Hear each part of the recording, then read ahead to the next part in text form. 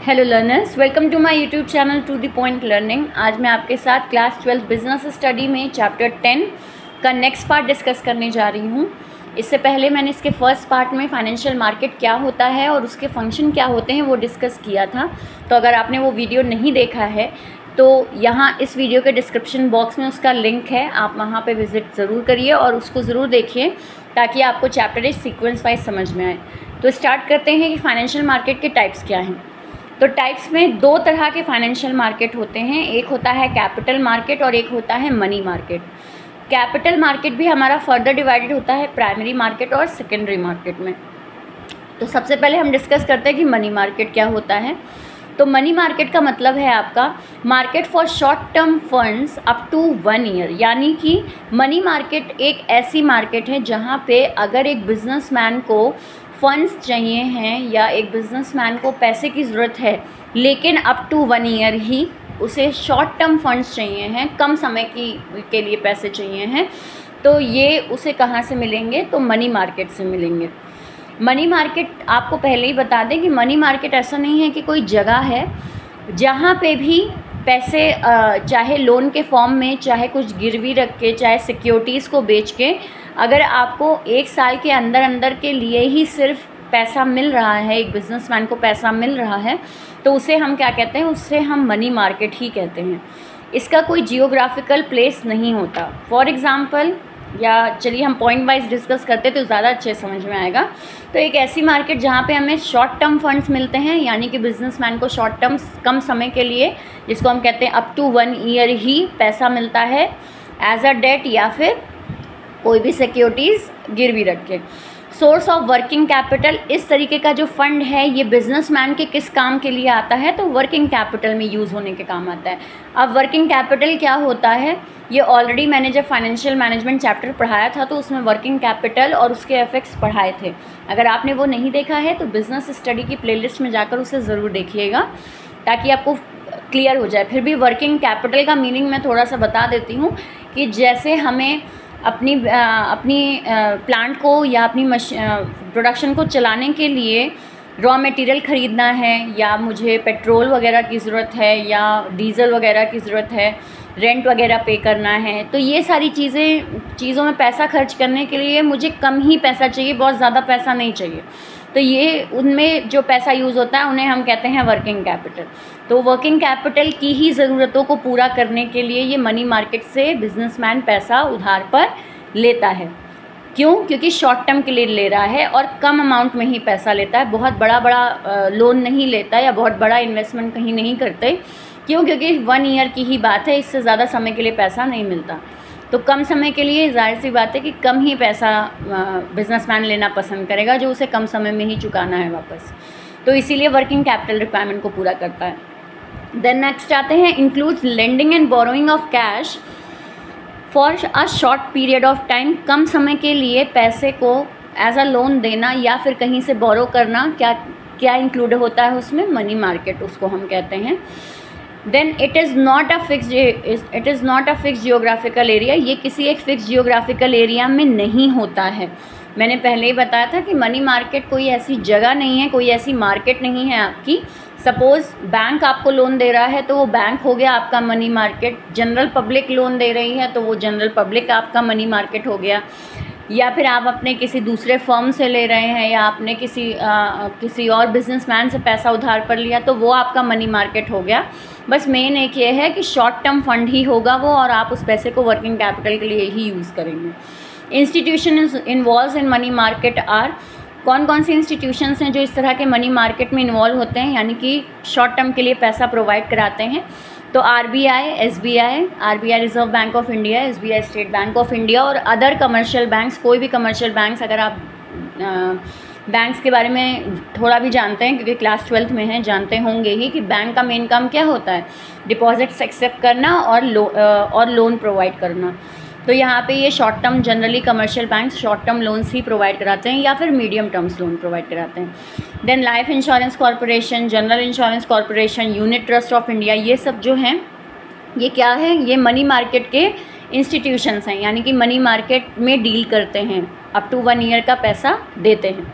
It's instruments are, अब ये up to 1 year का पैसा आप किस किस टाइप में उठा सकते हैं, यानी किस किस तरह के अलग अलग, मान लीजिए कि आपके इंस्ट्रूमेंट हैं, तरीके हैं जिससे आप शॉर्ट टर्म के लिए या एक बिजनेसमैन शॉर्ट टर्म के लिए फ़ंड्स को अवेल करता है अपने पास। तो वो हैं आपके call money, treasury bill, commercial paper, certificate of deposit, commercial bill etcetera. ये सारे जो हैं ये सारे इंस्ट्रूमेंट कहलाते हैं। ये अलग अलग आपके तरीके होते हैं, अलग अलग नाम हैं। इन नाम से अगर आप पैसा लेते हैं तो इनमें अलग अलग कंडीशंस होती हैं जिनके थ्रू आप पैसा एज अ लोन लेते हैं। पिछले साल तक आपकी इन सारी चीज़ों के मीनिंग जानने भी ज़रूरी थे, बट अब की बार आपके इस कोर्स में इन सब की डिटेल्स नहीं दी हैं, तो आप डिटेल नहीं पढ़ेंगे। अगर आपकी बुक्स में डिटेल्स दी भी गई हैं तो वो आपके कोर्स में नहीं है, तो उसे मत पढ़िएगा। केवल आपके लिए नाम जानना, नाम याद रखना ज़रूरी है, तो उतना काफ़ी है। So this is what money market. तो एक बार देखते हैं हम मनी मार्केट के बारे में हमने क्या पढ़ा, कि मनी मार्केट एक ऐसी मार्केट होती है जहाँ पे आपको अप टू 1 ईयर के लिए, एक बिजनेसमैन को अप टू 1 ईयर के लिए लोन प्रोवाइड होता है या फंड्स प्रोवाइड होते हैं, और ये फंड्स वो केवल वर्किंग कैपिटल की रिक्वायरमेंट्स को पूरा करने के लिए ही लेता है। यहाँ मनी मार्केट की कोई एक जियोग्राफिकल फिक्स्ड लोकेशन नहीं होती है। जहाँ से भी आपको अप टू 1 ईयर लोन मिल रहा है तो वही आपके लिए मनी मार्केट हो जाती है। इसके इंस्टीट्यूशंस कौन कौन से हैं, तो RBI, SBI, unit trust of India, general GIC और LIC, ये सब हो सकते हैं। और साथ ही साथ मनी मार्केट में डील करने के लिए जो इंस्ट्रूमेंट हैं, यानी कौन कौन से तरीके हैं, तो वो हैं call money, treasury bill, commercial paper, certificate of deposit या कमर्शियल बिल। तो ये हो गया आपका मनी मार्केट का मीनिंग। अब नेक्स्ट आते हैं, दूसरा टाइप जो आपका दे रखा है वो है कैपिटल मार्केट। तो कैपिटल मार्केट क्या होता है वो भी देखते हैं। कैपिटल मार्केट जस्ट अपोजिट हो जाता है आपका मनी मार्केट का, यानी कि कैपिटल मार्केट एक ऐसा मार्केट है जहाँ पे एक बिजनेसमैन को medium term and long term funds provide होते हैं, यानी कि लंबे समय के लिए, मोर देन 1 ईयर्स के लिए पैसा अगर प्रोवाइड हो रहा है, या एक बिजनेसमैन को मोर देन 1 ईयर्स के लिए पैसा चाहिए है कहीं इन्वेस्ट करने के लिए बड़े प्रोजेक्ट्स में, या बहुत ज़्यादा अमाउंट में पैसा चाहिए है, तो वो कहाँ आएगा, वो कैपिटल मार्केट आएगा। तब वो मनी मार्केट नहीं जाएगा, क्योंकि मनी मार्केट केवल फॉर अप टू 1 ईयर ही पैसा प्रोवाइड कराता है। तो अगर लॉन्ग टर्म फंड्स या मीडियम टर्म फंड्स चाहिए होंगे तो उस केस में कैपिटल मार्केट बिजनेसमैन का आना ज़रूरी है। यहाँ पे मीडियम टर्म और लॉन्ग टर्म में बता दूँ, वैसे आपके हर बुक में अलग अलग होता है, हर टाइप्स में भी अलग अलग टाइम पीरियड होते हैं ये मीडियम और लॉन्ग टर्म के, बट फिर भी आप ये समझिए कि 1 साल से ज़्यादा और 5 साल से कम को हम मीडियम टर्म लोन मानते हैं या मीडियम टर्म फंड्स मानते हैं, और 5 साल से ज़्यादा के टाइम पीरियड को हम लॉन्ग टर्म मानते हैं। ठीक है, अब नेक्स्ट आते हैं कि इसके सोर्सेज क्या क्या हैं, यानी किस लिए ये पैसा चाहिए होता है हमें या एक बिजनेसमैन को। तो फिक्स्ड कैपिटल रिक्वायरमेंट्स पूरी करने के लिए, फॉर एग्जांपल बहुत बड़ी मशीनें ख़रीदनी हैं, प्लांट्स इस्टेब्लिश करना है, बिल्डिंग कंस्ट्रक्शन करना है, मॉल कंस्ट्रक्शन करना है, या कोई माइन ख़रीदनी है, या बहुत बड़ा इन्वेस्टमेंट प्रोजेक्ट में पैसा लगाना है। तो इन सारी ज़रूरतों को पूरा करने के लिए जो पैसा आपको मिलेगा वो कहाँ से मिल सकता है, कैपिटल मार्केट से। इतनी बड़ी रिक्वायरमेंट को आपके कमर्शियल बैंक्स पूरा नहीं कर सकते या मनी मार्केट पूरा नहीं कर सकती, क्योंकि इतने बड़े अमाउंट में पैसा आप जनरली, यानी आपसे मेरा मतलब है बिजनेसमैन जनरली कहाँ से अवेल करेगा, लॉन्ग टर्म के लिए ही अवेल करेगा, कम समय के लिए नहीं अवेल करेगा, क्योंकि इतनी जल्दी वो इस पैसे की भरपाई नहीं कर सकता। सो कैपिटल, और ना ही इतनी जल्दी उसे पर्टिकुलर प्रोजेक्ट में पैसा लगाकर वहाँ से रिटर्न मिल जाएगा। तो इसीलिए यहाँ लॉन्ग टर्म और मीडियम टर्म फंड्स मिलते हैं, और वो एक बिजनेसमैन की फिक्स कैपिटल रिक्वायरमेंट को पूरा करता है। नेक्स्ट आते हैं including buying and selling of securities. यहाँ पे सिक्योरिटीज़ की बाइंग और सेलिंग होती है, यानी खरीदना और बेचना किन चीज़ों को, सिक्योरिटीज़ को। अगर आप ध्यान दें तो ऊपर आपका कैश था, आपने कैश पढ़ा था मनी मार्केट में, कि यहाँ पे किस में डील होता है, कैश में डील होता है, कि एज अ लोन कैश दिया जाता है या आप बोरो किया जाता है कैश। बट यहाँ पे क्या नाम है, यहाँ पे सिक्योरिटीज़ है, और सिक्योरिटीज़ का मतलब मैं पहले भी बता चुकी हूँ क्या होता है। Shares, debenture, bonds, public deposit, mutual funds, इन सबको हम सिक्योरिटीज़ कहते हैं। ये डॉक्यूमेंट्स के फॉर्म में होते हैं, और आप इनको जनरल पब्लिक को या इंस्टीट्यूशंस को देते हैं, इसके बदले वो आपको पैसा देते हैं, यानी एक बिजनेसमैन को पैसा देते हैं। तो ये सिक्योरिटीज़ की बाइंग और सेलिंग होती है आपकी कहाँ, कैपिटल मार्केट में। नेक्स्ट आते हैं, इसको हम मानते हैं link between सेवर्स and investment opportunity. जो आपका कैपिटल मार्केट होता है वो एक लिंक का काम करता है, किनके बीच, सेवर्स और इन्वेस्टर्स के बीच। ठीक है, इन्वेस्टमेंट के बीच। सेवर्स हो गए आपके जिनके पास पैसा ज़्यादा है और वो पैसा कहीं लगा रहे हैं, यानी कि इन्वेस्टर। और इन्वेस्टमेंट अपॉर्चुनिटी का मतलब हो गया बिजनेसमैन को पैसा चाहिए और वो इस पैसे को कहीं इन्वेस्ट करेगा, किसी प्रोजेक्ट में लगाएगा, तो वो चीज़ हो गई आपकी, वहाँ वो कंपनी हो गई आपकी इन्वेस्टमेंट। तो ये चीज़ क्या है कि सेवर्स और इन्वेस्टमेंट के बीच एक लिंक का काम करता है capital market. Capital market in दोनों को आपस में मिलाने का काम करता है। नेक्स्ट आते हैं involves intermediate such as broker, depositors and underwriters. यहाँ पे आप डायरेक्टली जाकर इन्वेस्टर से नहीं मिलते हैं कि लाओ भैया हमको पैसा चाहिए है और ये तुम शेयर्स रख लो और लाओ पैसा हमें दे दो। ये वाला काम यहाँ जनरली नहीं होता। आपको किसकी ज़रूरत रहती है? इंटरमीडियरीज़ की ज़रूरत होती है। इंटरमीडियरीज़ कौन होते हैं? ब्रोकर्स वगैरह, जो कि आपके और इन्वेस्टर्स के बीच डील करवाते हैं और तब जाके पॉसिबल होता है। एक कैपिटल मार्केट से एक आप अपने दिमाग में रखिए स्टॉक एक्सचेंज जो होता है, ठीक है। स्टॉक एक्सचेंज को अपने दिमाग में रखिए कि अगर आपको कहीं किसी कंपनी के शेयर्स खरीदने हैं या बिजनेसमैन को किसी कंपनी के शेयर्स वगैरह खरीदने हैं या जनरल पब्लिक को शेयर्स वगैरह खरीदने हैं किसी कंपनी के, तो वो डायरेक्टली उस कंपनी के पास नहीं चली जाती है, वो स्टॉक एक्सचेंज जाती है और तब शेयर्स वगैरह बाय करती है। तो वही चीज़ हो गई कि यहाँ इंटरमीडियरीज होते हैं। नेक्स्ट है determinant of capital formation by offering attractive opportunities to those who have surplus funds so that they invest in capital market। एक तरीके से देखा जाए तो कैपिटल फॉर्मेशन होती है, यानी कि कंट्री में या इकोनॉमी में कैपिटल जनरेट होती है ज़्यादातर कैपिटल मार्केट की ही मदद से, क्योंकि कैपिटल मार्केट ही है जो एक अट्रैक्टिव डील्स वगैरह ऑफ़र करता है एक इन्वेस्टर्स को, यानी एक ऐसे लोगों को जिनके पास पैसा सरप्लस में है, यानी ज़्यादा अमाउंट में है और वो कहीं पैसा इन्वेस्ट करने के लिए इच्छुक भी हैं। तो उनके पैसे को एक्चुअली देखा जाए तो यूजेबल या प्रोडक्टिव जगह लगाया जाता है। इसीलिए कैपिटल फॉर्मेशन बनना शुरू हो जाता है आपकी किसकी मदद से? कैपिटल मार्केट की मदद से। अगर मैं कहूँ मनी मार्केट ऐसा क्यों नहीं करता, तो मनी मार्केट इसलिए नहीं करता क्योंकि एक तो वहाँ कैश में डील होती है, दूसरा केवल 1 साल के अंदर ही अंदर आपका पूरा ट्रांजैक्शन क्लियर हो जाता है। तो वहाँ पे हम ये नहीं कह सकते कि बहुत बड़ा कैपिटल जनरेट हो रहा है या बड़े पैसे में डीलिंग हो रही है और बहुत सालों के लिए वो पैसा कहीं लग रहा है, वहाँ से लौट के बहुत 2 गुना 3 गुना आपको रिज़ल्ट मिलेगा, ऐसा वहाँ नहीं होता, बट यहाँ होता है। तो इसीलिए इसको हम कहते हैं कि कैपिटल फॉर्मेशन होती है आपकी कैपिटल मार्केट में। नेक्स्ट आते हैं these markets functions with in the framework of government rules and regulation. ये जो मार्केट होती है ये गवर्नमेंट के रूल्स और रेगुलेशन के अकॉर्डिंग काम करती है। जैसे स्टॉक एक्सचेंज जो हैं आपके इंडिया के, वो सारे के सारे किसकी गाइडलाइंस के अंडर में काम करते हैं? सेबी के, यानी security exchange board of India की गाइडलाइंस के अंदर वर्क करते हैं। इसलिए यहाँ पे कैपिटल मार्केट हमेशा किसी ना किसी गवर्नमेंट के रूल्स रेगुलेशन के अंदर रहकर ही काम कर रही होती है। लेकिन अगर हम मनी मार्केट की बात करें तो सपोज़ एक किसी और बड़े बिजनेसमैन के पास गया है और 1 साल के अंदर का लोन चाहता है, तो वहाँ पे किसकी कंडीशन लगेगी? वहाँ पे कोई गवर्नमेंट की कंडीशन नहीं लगने लगेगी, वहाँ पे उस कंपनी की कंडीशंस और रूल्स लगेंगे जिस कंपनी से वो बंदा लोन ले रहा है, ठीक है। तो इसीलिए यहाँ पे जनरली ये पॉइंट नहीं था कि रूल्स रेगुलेशन के अकॉर्डिंग काम होता है रूल्स रेगुलेशन के अकॉर्डिंग, लेकिन उतना स्ट्रिक्टली फॉलो नहीं होता क्योंकि हर कंपनी हर बैंक का अपना अदर रूल्स होते हैं इसलिए।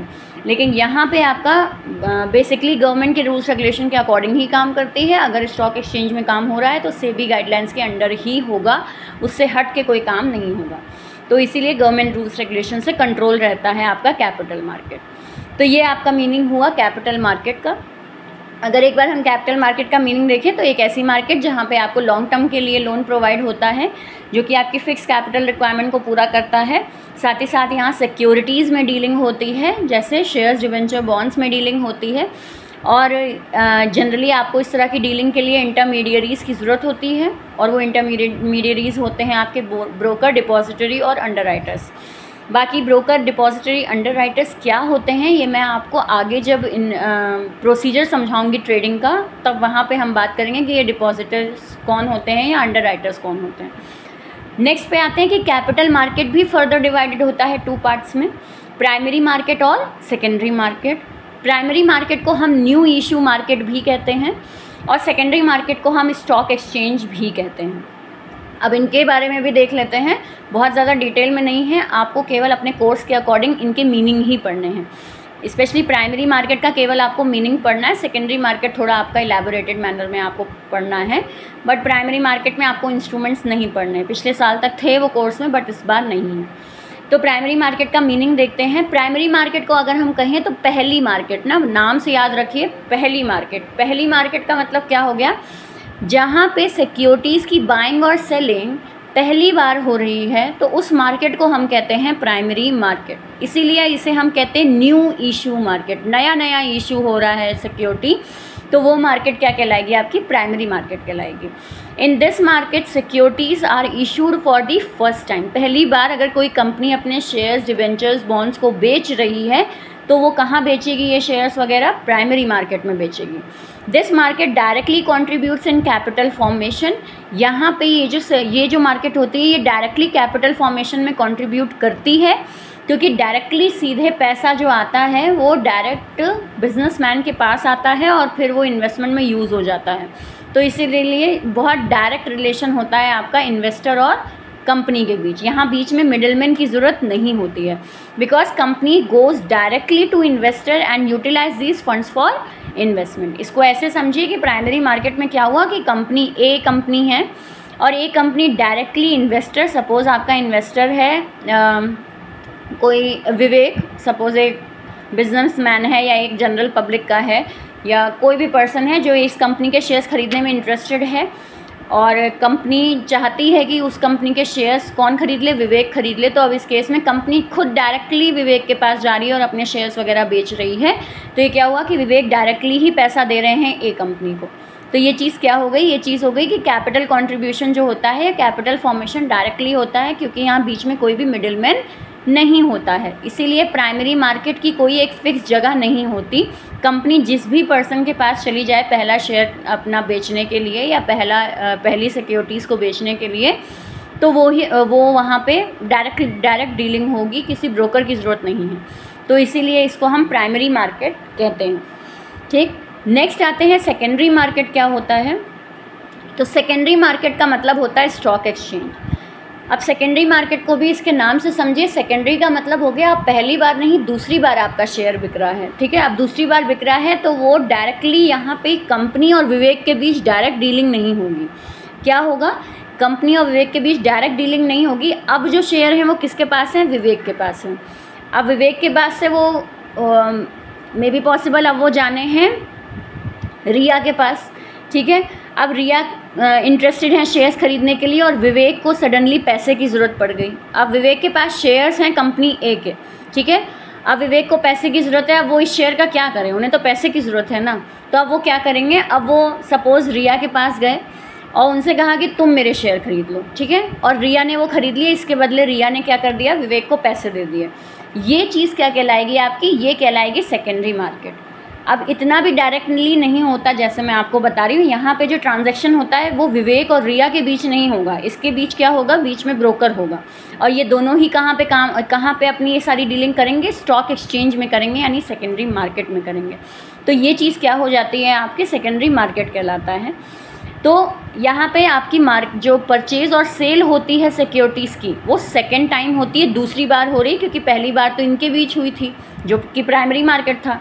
लेकिन अब तो ये शेयर जो हैं वो दूसरी बार बिक रहे हैं, तो इसीलिए ये कहाँ बिक रहे हैं, सेकेंडरी मार्केट में। In this securities are not directly issued by company. यहाँ पे सिक्योरिटीज़ जो होती हैं वो डायरेक्टली कौन इशू नहीं करता है, कंपनी डायरेक्टली इशू नहीं करती। यहाँ पे अब कंपनी से हमारा फ़िलहाल कोई मतलब नहीं है, यहाँ कंपनी नहीं डील कर रही। यहाँ पे क्या हो रहा है आपका, but sold by existing investor to other. यहाँ पे एक इन्वेस्टर जो है वो दूसरे इन्वेस्टर को सिक्योरिटीज़ बेच रहा है थ्रू ब्रोकर्स की हेल्प से। ठीक है, यानी इन विवेक और रिया के बीच भी कौन है, ब्रोकर है। ठीक, और ये सारा काम जहाँ हो रहा है वो कौन है, वो स्टॉक एक्सचेंज है। It has a fix place for it which is called a stock exchange. और इसकी एक स्थायी जगह है जिसे हम स्टॉक एक्सचेंज कहते हैं। वहाँ जाकर ही ये दोनों आपस में शेयर्स वगैरह खरीद और बेच सकते हैं। सपोज़ रिया को भी नहीं चाहिए फिर शेयर, तो रिया किसी और को बेच दें, लेकिन ब्रोकर के थ्रू। तो ये चीज़ क्या हो जाएगी, ये आपकी सेकेंडरी मार्केट में ही होगी डीलिंग। तो ये चीज़ आपकी कहलाती है primary market and secondary market. तो आई होप इन दोनों का मीनिंग आपको क्लियर हो। एक बेसिक सी चीज़ आपको ये याद रखनी है, प्राइमरी मार्केट का मतलब हो गया कंपनी पहली बार शेयर बेच रही है डायरेक्टली अपने इन्वेस्टर को, तो वो चीज़ प्राइमरी मार्केट कहलाता है, इसकी कोई फिक्स प्लेस नहीं होती। सेकेंडरी मार्केट क्या हो जाता है? सेकेंडरी मार्केट हो जाता है जब एक एग्जिस्टिंग इन्वेस्टर शेयर्स वगैरह दूसरे इन्वेस्टर्स को बेच रहा है in a stock exchange through broker, तो ये चीज़ क्या हो जाएगी? ये सेकेंडरी मार्केट कहलाएगी। तो आई होप ये दोनों मीनिंग आपको क्लियर होंगे। तो आज हमने कई सारे टर्म्स पढ़े कि कैपिटल मार्केट क्या होता है, मनी मार्केट क्या होता है, प्राइमरी मार्केट क्या है और सेकेंडरी मार्केट क्या है। ठीक, नेक्स्ट वीडियो में मैं इसी सेकेंडरी मार्केट पर फोकस करूंगी और सेकेंडरी मार्केट के फंक्शंस वगैरह क्या होते हैं वो समझाएंगे, और आगे ट्रेडिंग प्रोसीजर भी डिस्कस करेंगे, जिसमें जनरली बच्चों को बहुत ज़्यादा दिक्कत होती है क्योंकि वो प्रोसीजर याद नहीं होते, तो वो भी आगे हम पढ़ेंगे। तो आगे की वीडियो ज़रूर देखिएगा, और साथ ही साथ अगर चैनल को अभी तक सब्सक्राइब नहीं किया है तो सब्सक्राइब ज़रूर कर लें, क्योंकि यहाँ पे आपको बिज़नेस स्टडी और फिज़िकल एजुकेशन से रिलेटेड सारे टॉपिक मिलेंगे। और अगर कोई क्वेरी है आपकी तो भी आप यहाँ कमेंट सेक्शन में ज़रूर लिखिए, और मैं जल्दी से जल्दी रिप्लाई करने की कोशिश करूँगी। वीडियो समझ में आया हो, पसंद आया हो तो लाइक का बटन ज़रूर क्लिक करें, और मेरे चैनल को ज़्यादा से ज़्यादा शेयर करें। Thank you and have a nice day.